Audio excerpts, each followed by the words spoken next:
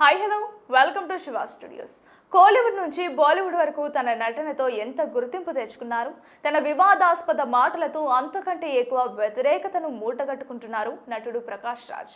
యావత్ భారతదేశం ఆరాధ్య దైవంగా భావించి మర్యాద పురుషోత్తముడు శ్రీరాముడిపై ఆయన చేసిన కామెంట్స్ ఇప్పుడు దేశవ్యాప్తంగా అగ్గిరాజేస్తున్నాయి.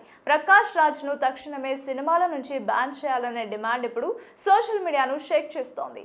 రీసెంట్ గా కేరళ లిటరేచర్ ఫెస్టివల్లో పాల్గొన్న ప్రకాష్ రాజ్ రామాయణాన్ని, శ్రీరాముడిని కించపరిచేలా చేసిన వ్యాఖ్యలు ఇప్పుడు తీవ్ర దుమారం రేపుతున్నాయి. బీజేపీ నాయకులు ఇప్పటికే ఆయనపై కేసులు ఫైల్ చేయగా నెటిజన్లు, హిందూ సంఘాలు ప్రకాష్ రాజ్ పై దుమ్మెత్తిపోస్తున్నాయి.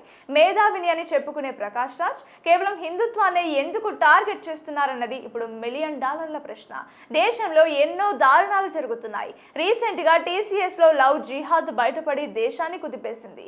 మహారాష్ట్రలో యువకుడు ఏకంగా 180 మందికి పైగా హిందూ అమ్మాయిల వీడియోలను రికార్డ్ చేసి కలకలం రేపాడు. మరి అప్పుడు ఏమైంది మేధావి స్పందన? ఆ ఘటనలపై నోరు మెదపని ప్రకాష్ రాజ్ దేవుళ్లపై ఎందుకు కామెంట్స్ చేస్తున్నారని నిలదీస్తున్నారు. ఇలాంటి ట్రెండింగ్ అప్డేట్స్ కోసం మన ఛానల్ ని సబ్స్క్రైబ్ చేయండి.